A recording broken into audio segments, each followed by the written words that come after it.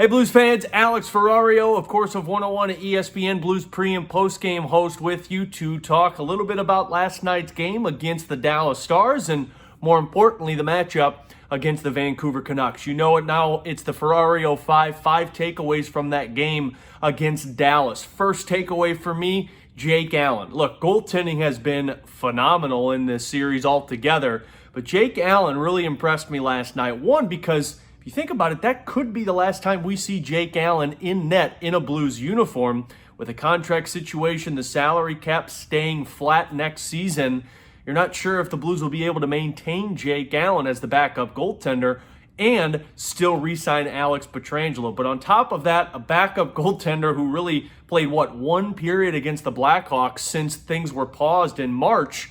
That's a big task for Jake to step up with, and he did so tremendously. Made some game-saving saves in the first and second period, specifically in that second period when Dallas really turned things on.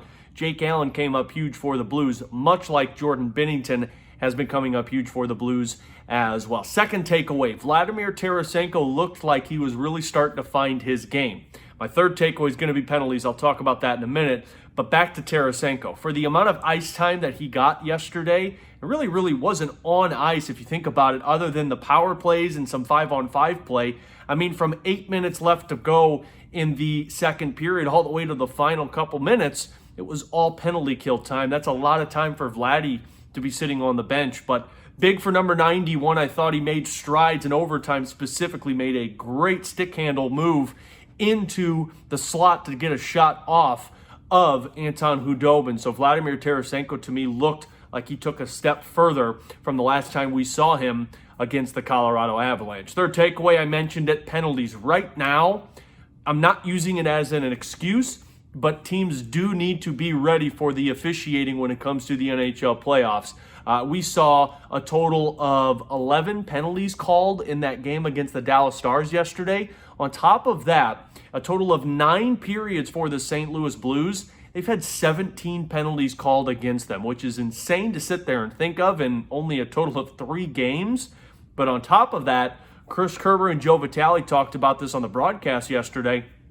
10 of those 17 penalties have been stick infractions, whether it be hooking, tripping, slashing. That's something the Blues will definitely need to get tidied up before they take on the Canucks, a team that is very good on the power play. But be prepared to see that type of officiating, and hopefully things will tighten up a lot more once the playoffs kick off, rather than what we saw in the first 3 round-robin games for the St. Louis Blues. Number 4, offensively, still a lot of one-and-dones. You're seeing the Blues enter the zone, like the Dallas Stars game. That first period, Blues had a lot of energy, a lot of momentum. They just really couldn't get things going, though. You get that entry into the zone, the rush from the neutral zone, you get a shot off, and the next thing you know, it's going the opposite direction. That's not Blues hockey like we are accustomed to. Blues hockey is the cycling of the puck, keeping it in the zone. Craig Berube-style hockey is getting different lines in the middle of an offensive push, and the Blues just really haven't found that gel yet on the ice. Hopefully that will come with time, but right now there's still a lot of one-and-dones for the St. Louis Blues. And the fifth takeaway for me of the Ferrario Five was the defensive and just the intensity from the game. We really haven't seen that intensity hit the style that we're used to with Craig Berube, like we saw all through the postseason last year from St. Louis in these 3 round-robin games and the 1 Blackhawks game. Now, the one thing I will say is we haven't seen Blues hockey to that intensity yet in these 4 games, but the Blues have been in every one of those hockey games. If you think back to the exhibition game against Chicago, got a little out of hand in the third period, but 2 goals, that's nothing for the St. Louis Blues. The Colorado game, the Blues led all the way till about 8 minutes left in regulation, and in overtime, who knows what could have happened there. The Vegas game went into the third period with the lead. Same can be said about the Dallas Stars game. So tightening up in the defensive zone and getting to that aggressive, intense style of hockey is going to be a main thing for this team once they enter the game against the Vancouver Canucks. So again, number 1 takeaway for me was how good the goaltending has been. The second takeaway was Vladimir Tarasenko taking strides forward. Third takeaway were the amount of penalties we are seeing right now. Fourth takeaway, offense, a little bit of a one and done right now. And the fifth takeaway is tightening things up and getting to that intense level. Now, with that being said, The opponent we now know are the Vancouver Canucks. Wednesday night is game one against this Canucks team that finished fourth best on the power play, finished off the Minnesota Wild in 4 games, and they have a lot of youthful offense that can score. We all know Elias Pettersson, the reigning rookie of the year in the NHL, Bo Horvat, a lot of different players who can make you pay.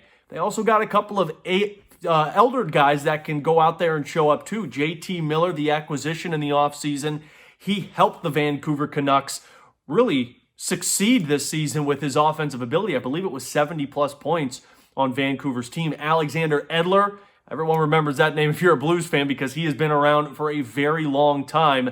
And then you got a goaltending tandem that is very good for Vancouver. In my eyes, that's going to be the key in this series when you look at a Jacob Markstrom and a Thatcher Demko for Vancouver. And then you got, of course, Jordan Binnington and Jake Allen. Offense is going to be key, making sure that the Blues can utilize their physicality and not get caught away from the speed that Vancouver is going to present onto the ice. So we'll see what happens Wednesday night, game number 1 against the Vancouver Canucks. As always, I'm Alex Ferrario, pre- and post-game host for the St. Louis Blues.